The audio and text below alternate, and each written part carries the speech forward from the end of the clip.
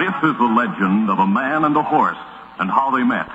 The story of the Lone Ranger and his great horse, Silver.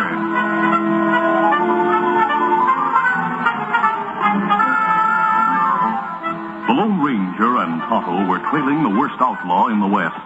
His name was Butch Cavendish. They had followed his trail for many weeks, until finally they noticed that the hoofprints of the outlaw's horse were fresh. We're close to Cavendish now. Yes, Tonto. He can't be far ahead. Him outrun us last time. Maybe better we shoot in sight. No, I want to take him alive. That shot. Look out. Steady there, steady, boy. Over there. Killer in ambush. Him right way. Tonto, he missed me, but he shot my horse. Get after him. Get him up, Tonto. Tonto's horse was tired and no match in speed for the animal Cavendish rode. The outlaw escaped. When Tonto returned from the futile chase, he found the Lone Ranger standing beside his dead horse. A good horse, Tonto. Loyal, faithful, and brave. But my next horse must be faster. I wish that... Tonto, we've heard stories of a wild horse, a fiery white stallion. Him seen near valley over there, where Cavendish go. We'll be on the lookout for the wild horse while we follow Cavendish.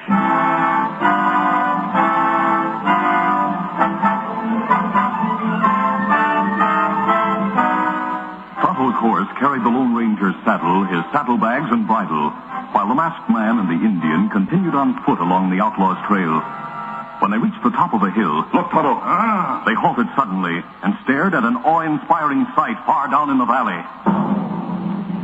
They saw a great white stallion in a death fight with a giant buffalo. The horse was plunging, rearing, charging, and dodging wildly, and the sun flashed from his coat as from a coat of polished silver.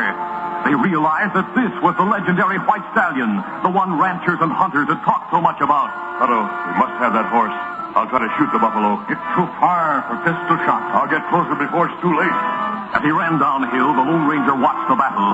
The sleek white stallion was nimble and courageous, but his strength began to wane. The buffalo charged again and again. The splendid muscles of the white horse were slower in responding. Then, too slow, he was caught by the buffalo's charge. Wet crimson stained his pure white coat. Another charge. The white horse saw it coming, and he couldn't dodge. He staggered and fell. The monster drew back and lowered his head for the death charge. And then, 2 shots rang out. The buffalo shuddered from the impact of the masked man's bullets. For an instant, he stood motionless, then fell.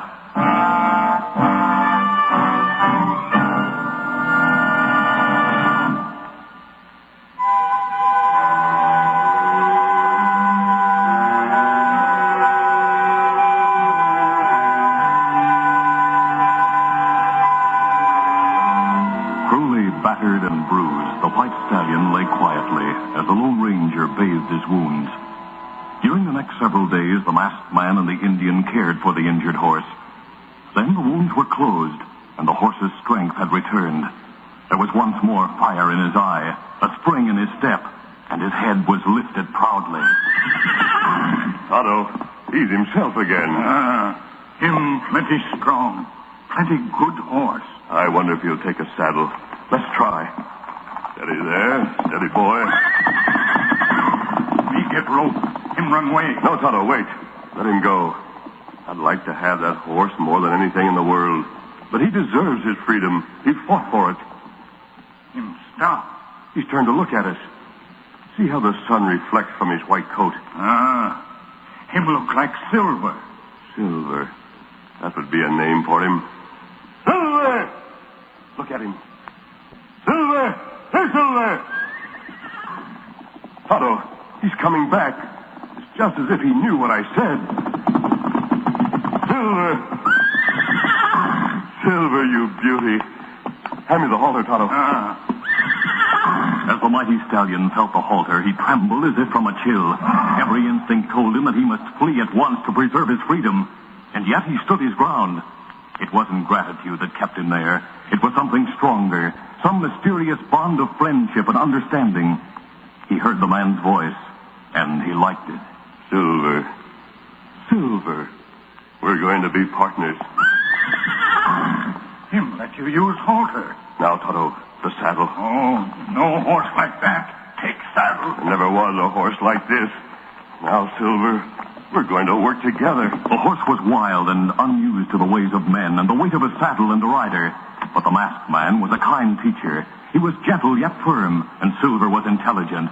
The stallion seemed to sense the desires of the Lone Ranger and did his best to cooperate. He learned quickly, and after several days of training, he was ready. Follow me, Tonto. I'm going after Cavendish. Come on, Silver! No hoofs had ever beat the flames like those thundering hoofs of the great horse Silver. During the past few days, Cavendish had gotten far away, but the masked man and Tonto trailed him relentlessly with only a minimum of rest. It took days to cut down the outlaw's lead, but at long last, Cavendish came into view. There he is. Come on, Silver! The mighty stallion responded with a new burst of speed. Cavendish fired wild shots over his shoulder until his gun was empty. His horse, so powerful and fast, was no match for the charging Silver. Fear and panic filled the outlaw's face. He heard the hoofbeats ever nearer. And then the masked man shouts, I want you, Cavendish! The masked man's avowed mission was accomplished. The last of the Cavendish gang was captured to be tried by law and punished for his crimes. But there were many others whose criminal plans were to be challenged by the Lone Ranger, his faithful Indian companion Tonto, and his great horse Silver. Silver! Hi!